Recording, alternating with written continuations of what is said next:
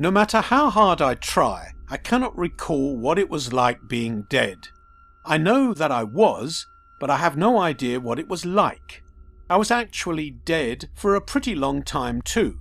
Based on what I've been told, I was dead for between 13.7 and 13.8 billion years.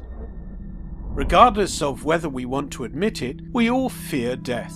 The awareness of our impending mortality is one of, if not the most influencing force on our experience of life. The things we do, the thoughts we have, the feelings we experience. Everything is driven by both our unconscious nature to stay clear of death and our conscious awareness of the fact that at some point we will have to face it. Our bodies and minds are mere rentals gifted to us by the universe for a vacation of conscious physical existence, and at some point they must be returned. The place in which they return to, however, is the same place in which we received them from. Whatever that experience of no experience was before I was born, the 13.73 billion years of time, energy, and matter that I can't recall or describe, the thing that I manifested out of, and the thing that I would dissolve back into. I have already experienced it. You have already experienced it. We have all already experienced it.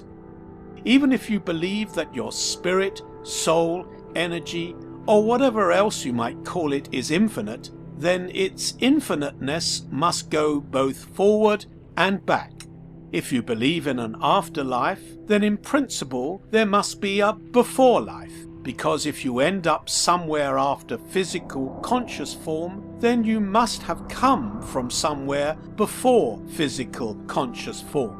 And if you argue that you must be born physically to access an afterlife, you are declaring that you must be a physical entity to access a non-physical thing, which completely folds in on itself.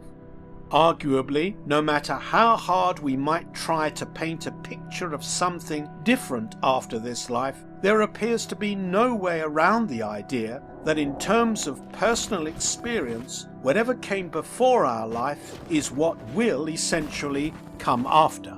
This means that you have been dead before. You know what it is like.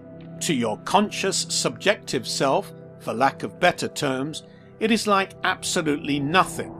This nothing is not the sort of nothing that we typically consider nothing to be. It is a nothing that we cannot describe, understand, or recall. A subsistence far beyond our consciousness and sense of self. Something that doesn't require either, and thus to our consciousness and sense of self, it is nothing. This nothing, however, is not scary. Before you were born, you were perfectly fine with this nothing, perhaps more fine than you can even fathom. Being dead is not scary. The conscious thought of dying without being at terms with it is scary. Naturally, coming to terms with our mortality is extremely difficult. We rarely ever discuss or address it at a level of self-honesty and vulnerability. It is rare that death, in any real sense, comes up in conversation, and it is rare that we ever deeply meditate on the fact that we will all die sometime in the relatively near future. However, it is essential that we do confront the thought of death regularly and honestly. By becoming deeply aware of our mortality, we intensify our experience of every aspect of life, writes author Robert Greene. No matter what we do to veil or distract ourselves away from the awareness of death, the awareness will continue to buzz inside of us. When we do not address and embrace the buzzing, it only becomes louder and more intrusive. It causes us to feel intensifying levels of anxiety, aversion, and disorientation. Instead, we must learn how to live with this buzzing and transmute it into the sound of life itself. We must accept death as an essential part of life. Doing things the second time around is almost always less intimidating than the first. So if we consider the idea that we have already experienced what it means to be dead and come to terms with the fact that we will experience it again and be totally and utterly okay, then death becomes easier to face, easier to reduce our fear and apprehension towards. To reduce our fear of death is to crack open the door to life itself.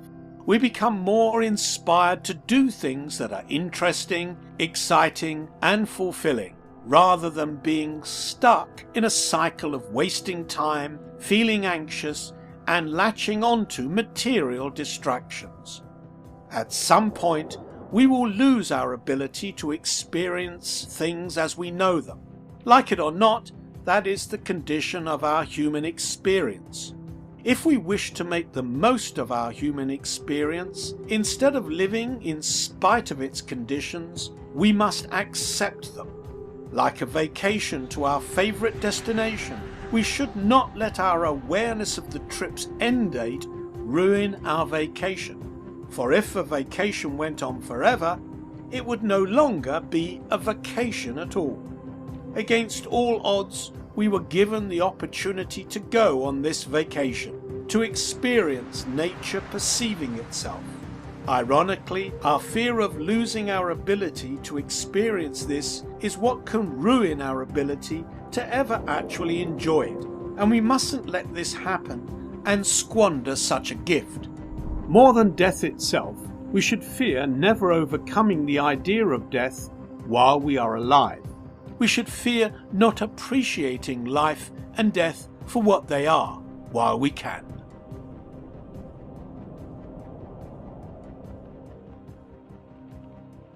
Thank you for watching. If you found enjoyment and value in this video, please give it a thumbs up, share your thoughts in the comments below, and if you are not already, be sure to subscribe to our channel. We are constantly coming out with new videos to help you experience life with clarity and wonder.